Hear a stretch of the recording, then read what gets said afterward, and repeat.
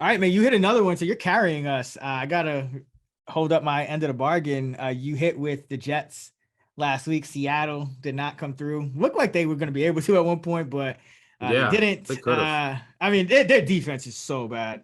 So it's perfect high variance team. So I'm not I don't regret the pick, but didn't work out this time. But where are you going? I'm going right back to your Seahawks. I like that they're the variance in nature of them, and also the Cardinals continue to come out slow, and it's going to cost them. And if you look at who they beat this year, they have wins over, and I know they've been good on the road, blah blah blah. But they beat the Panthers, and then their miraculous comeback in fluky fashion, down 20-0 against the Raiders. And the more I see, they're being for what it's worth, they're being outscored 80-26 in the first half. For what it's worth, I mean, Geno Smith, he leads the league in like fewest missed throws. He's number one in completion percentage over expectation plus EPA. Like every stat is ridiculous. So he's no Cooper Rush. He's no Cooper Rush. Yeah, this offense is humming, and I think that they'll have success against Arizona. Arizona will have success against Seattle's defense for sure. But yeah, give me Seattle coming out here with a hot start, as we've seen everyone do against Arizona with this offense, at a dog price at home. And I think a game that might be close. I mean, I make Arizona a small favorite, but I think it's closer to a coin flip than a field goal. And with this Seattle offense, let's ride the Seahawks. And yeah, I mean, last week that was a great pick. I mean, if you look at the box, it was a dead even game. And the Saints just had one more score late. That could happen again here against Arizona, but that's why we're throwing it in the money line dog.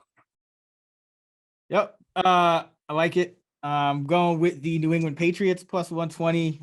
Just a battle of two teams with shaky run defenses, but I think you're getting some value on the Patriots here for a couple of reasons. One, both of these teams statistically have bad run defenses, but the Patriots schematically, I think, could do some things to take away the run. I thought they did some things against Detroit that were kind of specific to them that maybe they didn't care to do in other matchups. But also, I think you have a big coaching edge here, and that you could always get just like a crazy game plan from Belichick. Last time these two teams played, Patriots were a small favorite. It was in Foxborough, so the Patriots were a small favorite, but the teams were rated about the same, I think you would say. And Cleveland scored on its first drive of the game, and the Patriots scored the last 45 points of the game and won 45-7. So this Cleveland run D is bad. And for Ramondre Stevenson, it's his time now. Damian Harris is hurt, but he's playing really well. And I think the Patriots, if they have to scheme up, like, okay, how do we run the ball on a team and stop the run and like outcoach Kevin Stefanski? And by the way, they also know Jacoby Brissett better than most. So Brissett has never played Belichick yet, but remember he was on the Patriots for a while. So I think you could just get a really good Patriot underdog game plan here. And there's a chance you even get a Patriots blowout, but it's just there is a lot of variance because both of these teams on paper cannot stop the run at all. So it's just going to kind of be back and forth. Might come down to like who has the ball last or maybe, but you also got better kicker Patriots. Nick Folk doesn't miss inside of 50, and Cade York is no Justin Tucker, as you like to say. So give me the Pats. I'm holding up a fake gun to we're on video here. Say his name. I see it. Say his name. Cade York.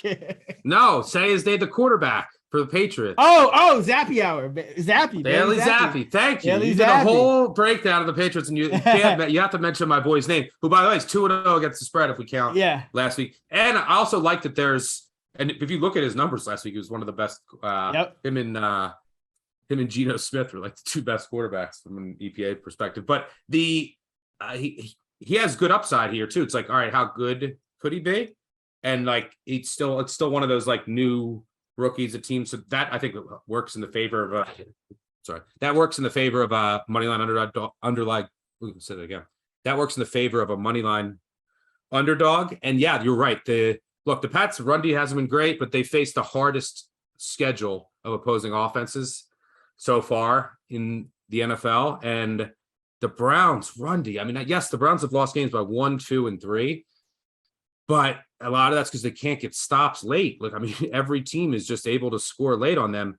Who would have thought the Browns are top 5 offense DVOA and 30th on defense? They're 32nd in rush DVOA, 30th rush defense success rate, 31st in tackling. Their linebacker, after they lost Walker, their linebackers have been so bad they had a trade for Deion Jones on Sunday night. Elliott, Winfrey, and Bryan have been horrendous in the interior defensive line. They're getting no push. They're getting no stops. They're not taking up any blocks. And then you have bad linebackers. It's just a horrendous situation. So, yeah, the Patriots, who have been these past couple of weeks, when they're playing these teams that have bad run defenses, they're able to just control the entire game and get a great push. That's what they've done the last 2 weeks against the Packers and the Lions, going up against another one here. So, don't hate it. And I wouldn't be surprised if you see Joe Woods scapegoated if the Browns get run all over again and they make a change at defensive coordinator. Yeah. It's a very disappointing season for him.